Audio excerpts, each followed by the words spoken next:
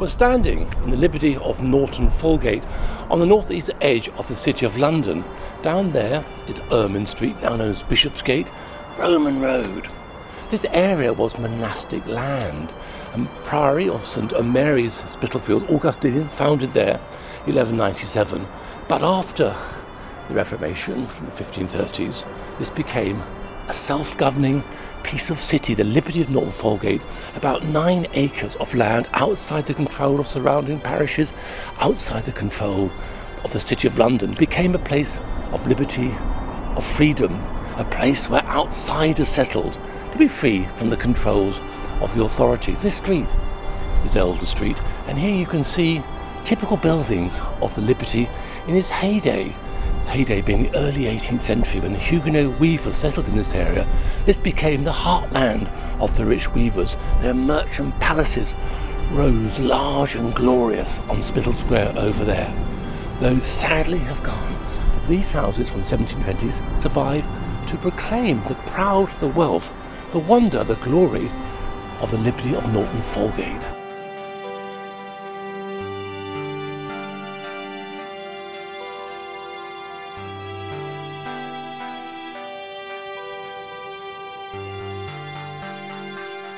In 1976, British Land started the demolition of part of Elder Street.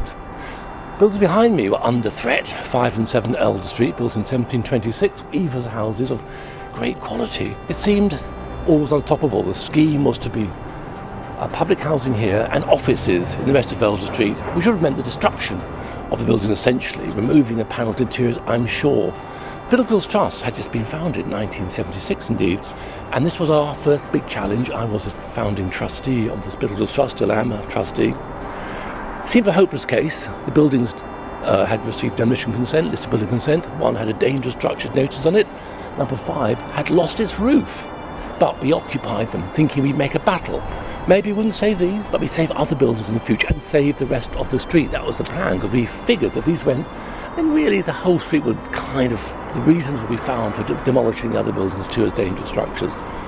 We occupied the buildings, and in a weird and wonderful way, ultimately, we're triumphant. We won. With the help of Tower Hamlets at the time, actually at the GLC as it was. So the buildings are here as a memorial to what can be achieved to take on impossible tasks and tackle these big developers front on, confrontationally really. It was direct action.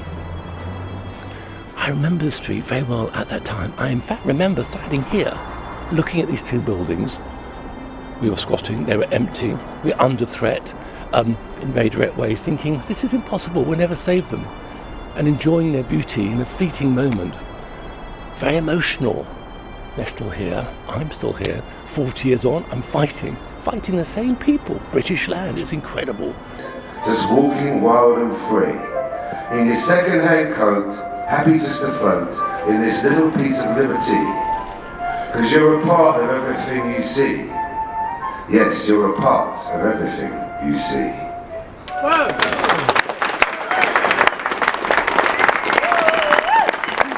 Well, thank you very much indeed, Simon. That was terrific. Now, British Land is back in Spitalfields to, in a sense, finish the job it started in 1976, 1977.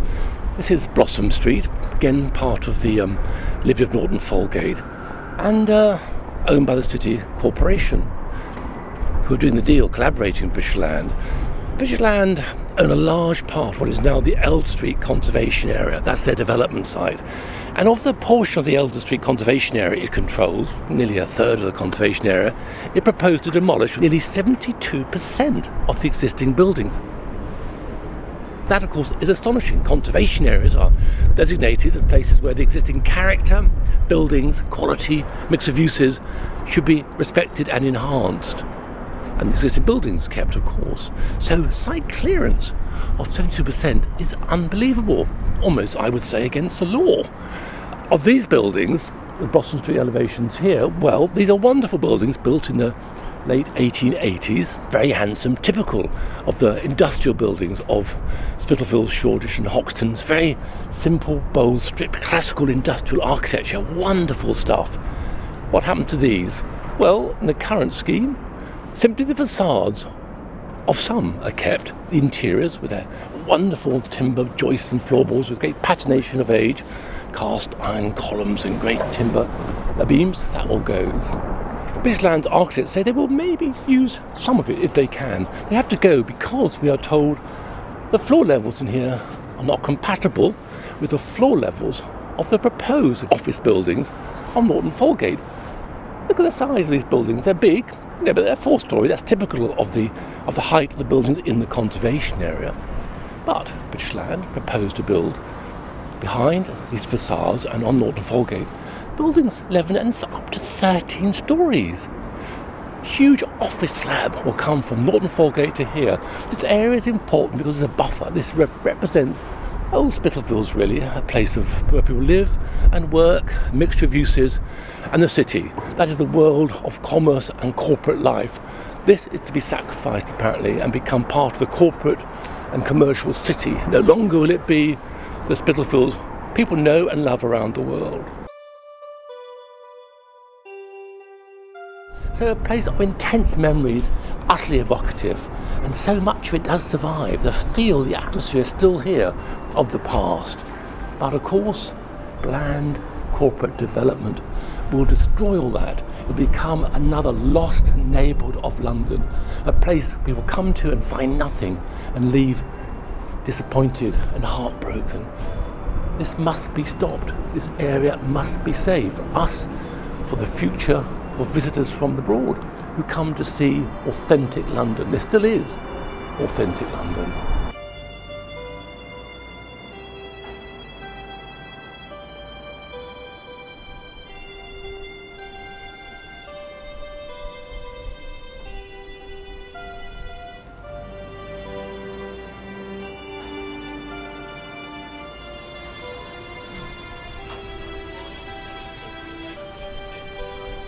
But the Spitalfields Trust is not just here to say no to the British Land scheme.